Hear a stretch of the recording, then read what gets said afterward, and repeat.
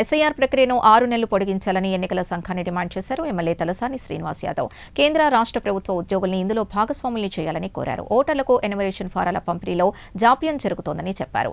క్షేత్రస్థాయి పరిస్థితులకు అధికారుల వివరాలు పొంతన లేకుండా ఉన్నాయని విమర్శించారు. సంతనగర్ నియోజకవర్గంలో ఇప్పటివరకు కేవలం 45% మాత్రమే సర్ ప్రక్రియ పూర్తయిందని చెప్పారు శ్రీనివాస్ యాదవ్.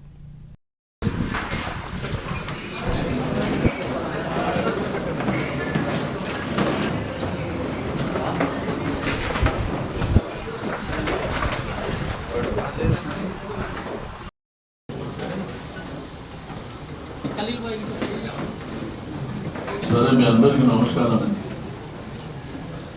ఇవాళ డేటు 28 మనకి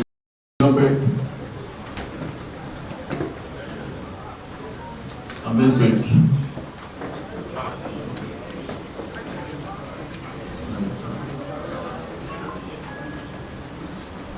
సరత్ నగర్ ఇప్పుడు మీరు మొన్న చెప్పిన తర్వాత మన వాళ్ళు కొంత సీరియస్గా పోయారు. మళ్ళీ ఇప్పుడు కూడా అందరికీ పెంచిన అయితే అప్లికేషన్ ఫామే 45% వరకు ఇంకా డిస్ట్రిబ్యూషన్ జరగలేదు. అంటే మన వాళ్ళకి చెప్పండి, మా వాళ్ళకి ఏమన్నా అప్లికేషన్ ఫామ్లు కావాలంటే వీళ్ళు అవైలబుల్ పెట్టుకొని చెప్పండి. అప్లికేషన్ ఫామ్స్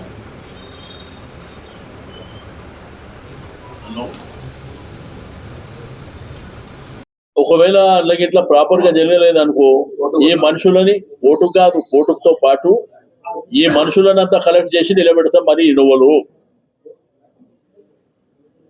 ఎవరు మరి వీళ్ళు ఇండియన్ సిటిజనా? వీళ్ళు భూమి మీద బతికే ఉన్నారా లేదా? మరి దాన్ని ఒకవేళ ఎలక్షన్ కమిషన్ ఆఫ్ ఇండియా చెప్తుందా, రాష్ట్ర ప్రభుత్వం చెప్తుందా, కేంద్ర ప్రభుత్వం చెప్తుందా? లేదంటే అందరిని తీసుకుపోయి కోర్టులో నిలబెడతాం వాళ్ళని చెప్పమంటాం. వీళ్ళు మన భారతదేశ పౌరుల, మరి వీళ్ళు బతికి ఉంటే వీళ్ళు లెక్క ఉండాలి కదా. ఇప్పటి వరకు జరిగింది 45%. ఆ లెక్కలు కూడా ప్రాపర్గా లేవు బాస్, గాలి లెక్కలు ఇస్తుంది. కాబట్టి ఇంత పెద్ద నెట్వర్క్ ఉన్నటువంటి ప్రభుత్వం, ఇంత పెద్ద నెట్వర్క్ ఉన్నటువంటి ప్రభుత్వాలకు అరే సింపుల్ గా జరిగేటువంటి మీరు చేయలేకపోతే ఎందుకు? కాబట్టి చేయము. ఇప్పుడు ఉన్నాయి చేయలేము, ఇప్పుడు ఉన్నాయి ఆ ఫామ్ లో లోపాలు ఉన్నాయనేది డే 1 రోజు అంటే 3 నెలల ముందు నుంచి చెప్తున్నాం. వాళ్ళు మధ్యలో ఏం చేశారు, 10 రోజులు గ్యాప్ ఇచ్చారు. మేము కూడా ఫీల్డ్ లో పోయినప్పుడు అడిగినాం, ప్రజలకు ఉన్న అనుమానాలను కూడా అడిగినాం. అడిగితే లేదు సార్ మాకు ఇంత చెప్పినాను. నేను 2002 ఓటర్ లిస్టు నా దగ్గర ఎందుకుంటుంది?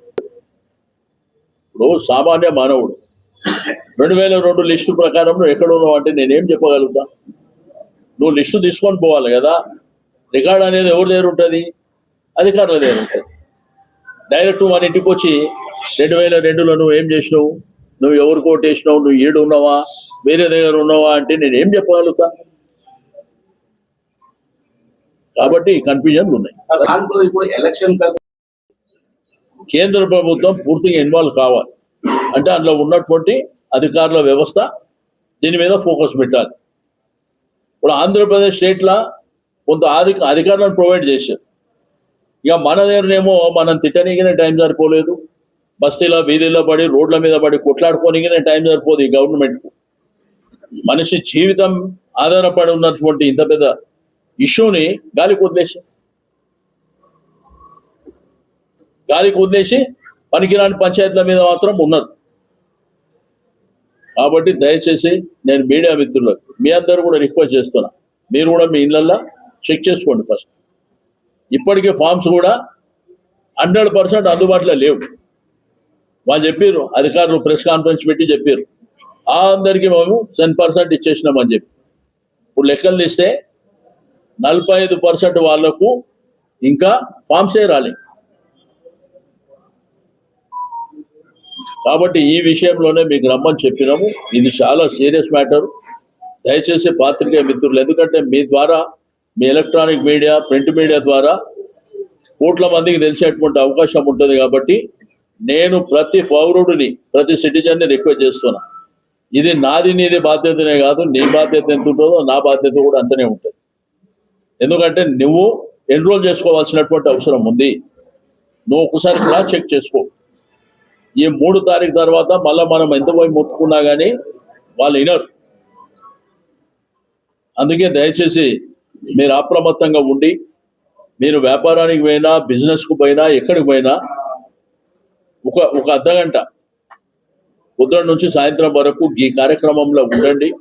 మీ ఇంట్లో మీ కుటుంబంలో అందరు ఎన్రోల్ అయినరా లేదా క్రాస్ చెక్ చేసుకోవాలని చెప్పి నేను చెప్తున్నాను. 100% జరగాలి. అది మా బాధ్యత కూడా కాదు, అయినప్పటికీ మేము సహకరిస్తాం. నేను క్లియర్గా 3 క్వశ్చన్ రైజ్ చేస్తున్నా. 3 క్వశ్చన్లు. ఎలక్షన్లప్పుడు ఓటర్ లిస్ట్ ఎవరు పంచుతారు? ఎలక్షన్ కమిషన్ పంచుతుంది కదా. అప్పుడు దొరికిన ఇల్లు ఇప్పుడు ఎందుకు దొరకదు? నా ఇంటి కరెంటు బిల్లు ఎవరు కలెక్ట్ చేస్తారు? Electricity department. అప్పుడు దొరికే ఇల్లు ఇప్పుడు ఎందుకు దొరకదు? నా ఇంట్లో వాటర్ వర్క్స్ బిల్ కలెక్ట్ చేస్తుంది, అప్పుడు దొరకదు, ఇప్పుడు ఎట్లా దొరుకుతుంది? అప్పుడు దొరికింది కదా నీకు, ఇవి సరిపోతాయి కదా. ఎందుకు ఈ ప్రజలను అంతా కన్ఫ్యూజన్ చేసి ఆగా మేఘాల మీద ఓ ప్రపంచం కింద మీద అయినట్టు ఎస్ఐఆర్ అంటే ఓ భూతం అన్నట్టు? అది కాదు కదా. అధికార మిషనరీ, అధికార యంత్రాంగం, ఎలక్షన్ కమిషన్ ఆఫ్ ఇండియాకి నేను డైరెక్షన్ ఏమంటున్నా, అదంతా నాకు తెలియదు. నేను రాష్ట్ర ప్రభుత్వానికి కేంద్ర ప్రభుత్వానికి ఆదేశాలు ఇస్తున్నా. ప్రతి ఇంట్లో ఉన్నటువంటి ప్రతి ఒక్కరు ఇంట్లో ఎన్రోల్ కావాల్సిందని నువ్వు డైరెక్షన్ ఇ. అప్పుడు ఎట్లా జరగదు చూస్తాం. మేము చెప్పేది సరే, మా కార్యకర్తలను యాక్టివేట్ చేసుకుంటాం, ఇంటింటికి పంపిస్తాం, అదొక ఇష్యూ. దాంతో పాటు ప్రజలతో కూడా సామాజిక బాధ్యతనే కాదు, సొంత బాధ్యత. నేను సేమ్ టైం కేంద్ర election commission of India demand చేస్తున్నా, కేంద్ర రాష్ట్ర ప్రభుత్వాలకు డైరెక్షన్ ఇవ్వండి. ఇంత పెద్ద మిషనరీ నెట్వర్క్, అరే ప్రపంచంలో మనము చాలా అడ్వాన్స్ ఉన్నాం. ఆర్టిఫిషియల్ ఇంటెలిజెన్సీ, నీకు ఉన్న నెట్వర్క్ కానీ, ల్యాప్టాప్లు కానీ, కమ్యూనికేషన్ వ్యవస్థ సెల్ ఫోన్లలో కానీ ఎక్కడున్నాం మనం? అంటే ఈ రాష్ట్రంలో ఉన్నటువంటి పౌరుడు, ఏ ఒక్క పౌరుడు మిస్ కావడానికి వీల్లేదు. మీ దగ్గర మిషనరీ ఉన్నది, మీరు ఇంపోజ్ చేయండి, మీరు చెప్పండి, డైరెక్షన్ ఇవ్వండి. Election commission of India press conference పెట్టి, ఇగో కేంద్ర రాష్ట్ర ప్రభుత్వాలు మాకు ఒక్క ఓటు కూడా మిస్ కావడానికి వీల్లేదు, ఈ టైం పెట్టినాం, ఈ టైం ప్రకారం జరిగిపోవాలి, ఎన్రోల్మెంట్ జరగాలి, డిలీషన్ జరగాలి, చనిపోయిన తీసేయాలి, ఇదంతా సర్టన్ టైం పెట్టినాం, చేయండి అని చెప్పి డైరెక్షన్ ఇవ్వను. Election commission of India 18 years వాళ్ళు ఎన్రోల్ చేసుకోవచ్చు అని చెప్పారు, అది చేస్తలేరు. రెండోది చనిపోయిన వాళ్ళే డిలీట్ చేయాలి, చేస్తలేరు. వీళ్ళు ఏమడుగుతారంటే అక్కడ పోయి, మేము అడిగినా చనిపోయిన వాళ్ళది ఎట్లా అంటే, మా నాయన చనిపోయిందని నేను పోయి చూపించాలంట డెత్ సర్టిఫికెట్. నేనన్నా నీ దగ్గర రికార్డు ఉంది జిహెచ్ఎంసీలా. రెండోది చాలా న్యాచురల్ డెత్స్ అయితే ఎవరు డెత్ సర్టిఫికెట్ ఉండదు. 60-70% డెత్ సర్టిఫికెట్ ఉండదు. అది కూడా అధికారులదే బాధ్యత. అంతేగాని ఇప్పుడు నువ్వు ఏదో ఎస్ఐఆర్ చేస్తున్నావు అని నేను మా ఇంట్లోకి పోయి ఒక సర్టిఫికేట్ తీసుకొని మన ఆయన చనిపోయిండు ఇది తీసేయని చెప్పగలుగుతామా? జరిగే పని అది. కాబట్టి ఇంకొక 6 నెలలు ఎక్స్టెండ్ చేసి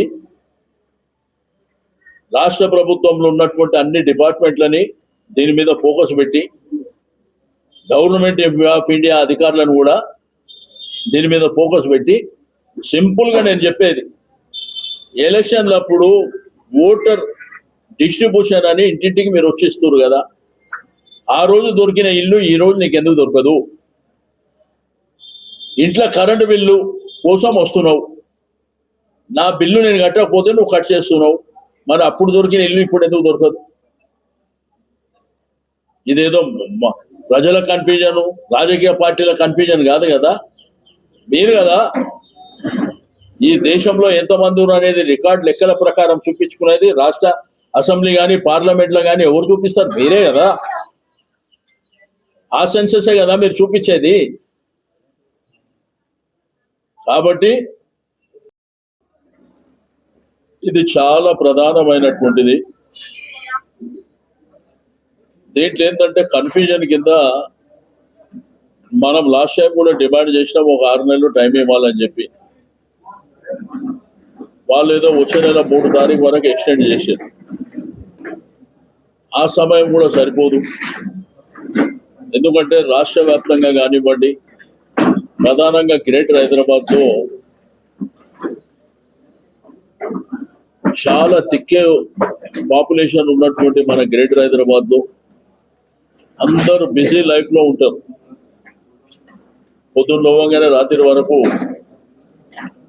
అంటే మన బిఎల్ఓ కానీ బిఎల్ఏ కానీ పోయే టైంకు వాళ్ళు అందుబాటులో ఉండకపోవడం, వాళ్ళ ఆఫీస్కని వ్యాపారంకి ఇంటికి వచ్చే సమయానికి వీళ్ళు అందుబాటులో ఉండకపోవడం మూలాన చాలా నియోజకవర్గాలలో 40, 45, 51 లోపటనే % జరిగింది. సరే, మొదలేమో చాలా కన్ఫ్యూజన్ అంటే 2000 వాళ్ళ అన్ని వివరాలు అడగడము, వీళ్ళ దగ్గర ఆధారాలు లేకపోవడము, 2002లో ఎవరున్నారు మీ ఇంట్లో అని అడగడము. అంటే 24 సంవత్సరాల క్రితం ఇంట్లో ఎవరున్నారు వాళ్ళకి ఎట్లా తెలుస్తుంది? అసలు వాళ్ళు చేసినటువంటి సిస్టమే తప్పుడు సిస్టమ్. ఇప్పుడు మీకు స్పెషల్ ఇంటెన్సివ్ రివిజన్ అనేది ఏంది? ఈ నివాసంలో ఎవరు ఉంటున్నారు అనేది కావాలి. నువ్వు 20 సంవత్సరాల క్రితం, 24 సంవత్సరాల క్రితం అంటే ఎవరు ఎక్కడ ఉన్నారు? రెండోది వాళ్ళు ఏమడుగుతారు? 24 years కింద నువ్వు ఎవరు కోటేసావు అని అడుగుతారు. ఏం చెప్తారు? అయితే ఇదేంటంటే ఒక సనత్ నగరే కాదు, గ్రేటర్ హైదరాబాద్ పరిధిలో అంతా కన్ఫ్యూజన్. ఇప్పటికీ ఒక అపవాదం ఉంది, ఎలక్షన్ కమిషన్ కు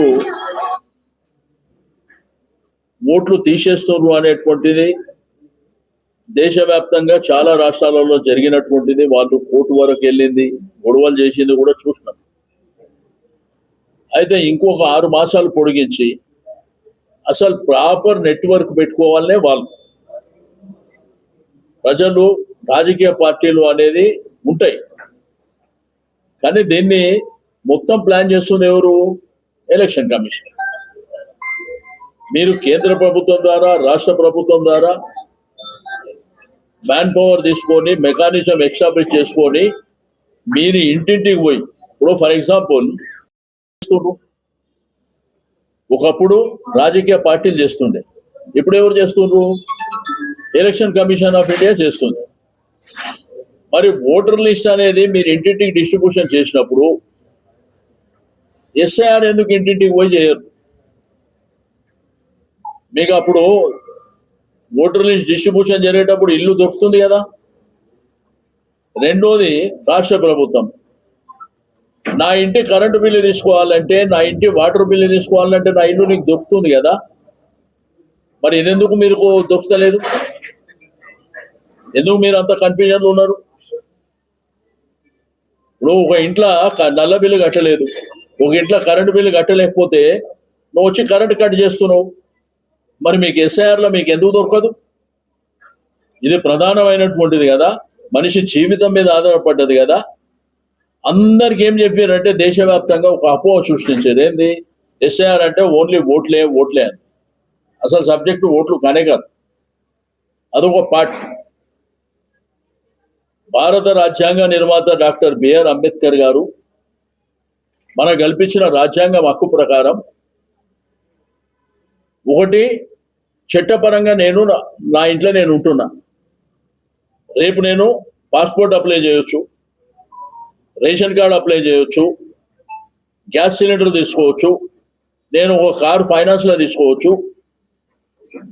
రెండోది, నాకు ప్రభుత్వం ద్వారా వచ్చేటువంటి బెనిఫిట్స్ ఉండొచ్చు. మరి నువ్వు ఇలా ఇంట్లో ఉంటున్నావు అనే ఆధారం ఉంటేనే కదా జరుగుతుంది. కాబట్టి నేను ప్రజలకు, చదువుకున్నటువంటి మేధావులకు, ప్రతి బస్తీల కాలనీల అపార్ట్మెంట్ గ్రేటర్